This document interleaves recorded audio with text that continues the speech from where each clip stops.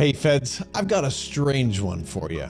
Are you ready for this? This person asked, I'm law enforcement with 9 years of service at age 70. Whoa, whoa, whoa, stop right there. Stop right there. Typically, almost always, law enforcement can't go past 57. Because they have a mandatory retirement age of 57. So this makes me wonder, are you really law enforcement? Did you really start law enforcement when you were 61 and now you're 70? For that to happen in the federal government is crazy rare. Does it happen? Yes, it does. Yes, it does happen. Could it be that someone thinks they're law enforcement and isn't? Typically that doesn't happen, but every now and then someone thinks that they are something that they aren't. So theoretically, yes, that very well could happen. So, okay, let's assume that this person is correct. This person started at 61. They're now 70. They've worked for 9 years in the federal government.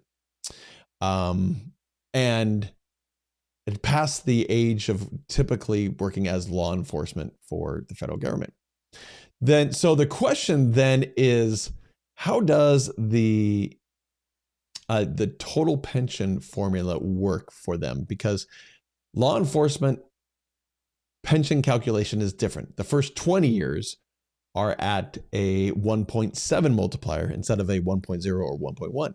So it's a 1.7 multiplier, but that's only if you hit 20 years. You have to hit a full 20 years. So assuming that you are on the same pension multiplier as other law enforcement, you would only get 1.0. You wouldn't get the 1.7. But that makes an assumption that you're on that one.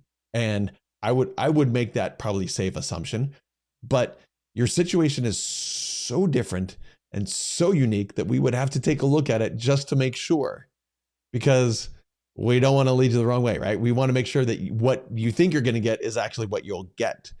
And that's one great thing about our workshops, is that when you come to workshops, you learn general. And then we do part 2 to make sure that you know what you are going to get. And that's when we dive in and make sure, okay, is this exactly how it works for you?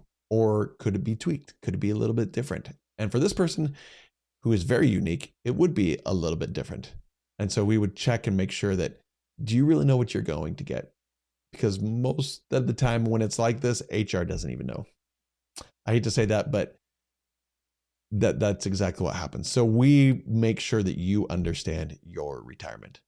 Come join our workshops. You'll learn a ton.